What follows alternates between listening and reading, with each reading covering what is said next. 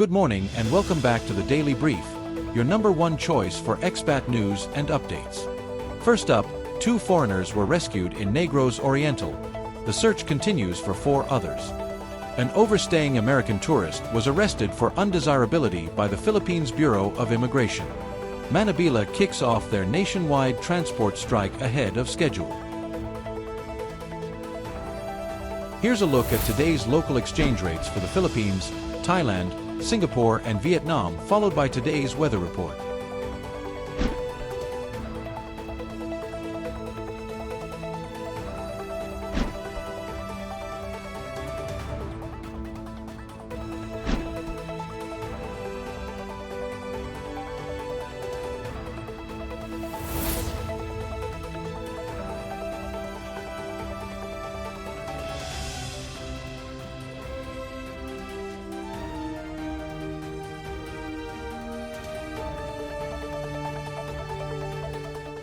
In our first story, authorities in Negros Oriental have rescued 2 of the 6 foreign nationals who went missing during a trek on Wednesday.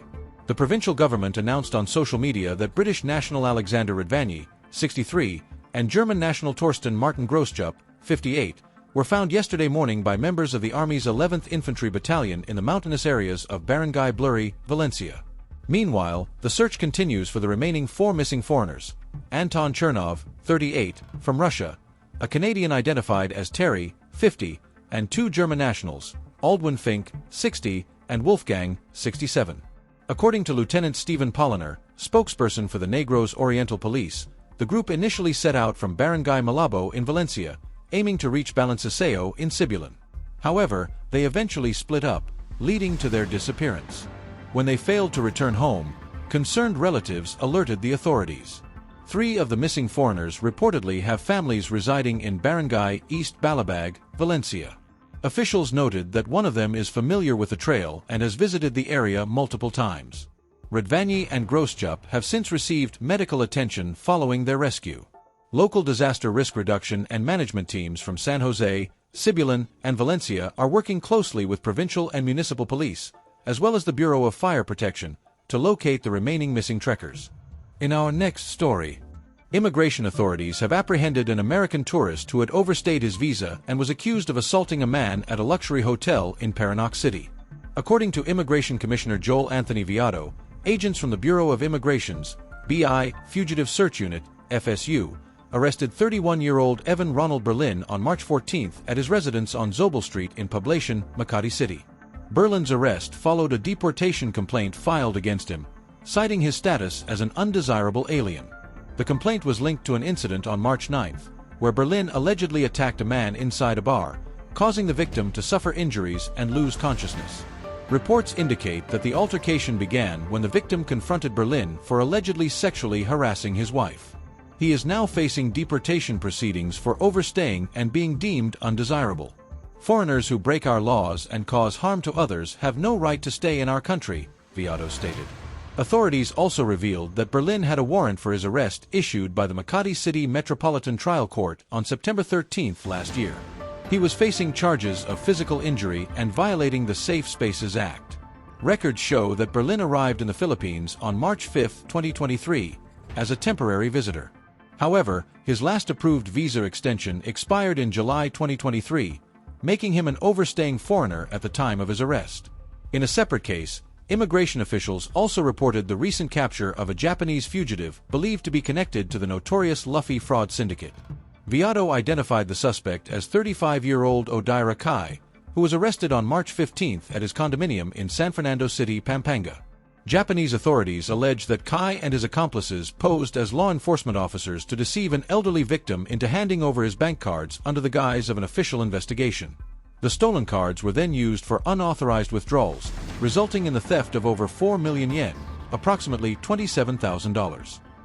Both Berlin and Kai are currently being held at the BI custodial facility in Camp Bagong Diwa, Taguig City, as they await deportation proceedings. In our last story, Manibela kicks off nationwide transport strike ahead of schedule. Transport group Manibela launched its nationwide strike on Friday, March 21st, earlier than the originally planned dates. The group had initially announced that the strike would take place from March 24th, Monday, to March 26, Wednesday. However, Manibela president and senatorial candidate Mar Valbuena explained that they decided to start earlier due to repeated changes in the schedule of their dialogue with government officials. "We started the strike today because the schedule for our dialogue has kept changing since Tuesday," Valbuena told reporters during a protest.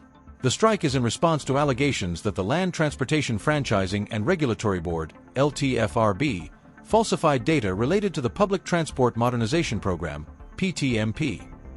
Valbuena claimed that many jeepney drivers and operators who joined transport cooperatives under the PTMP were deceived and ultimately denied their promised benefits. "Almost everyone who joined the consolidation and cooperatives was scammed. They were denied and only lost money in the process," he said, adding that many of those affected are now supporting the strike. In December, the LTFRB reported that 86% of all public utility vehicles, PUVs, in the country had joined the modernization program.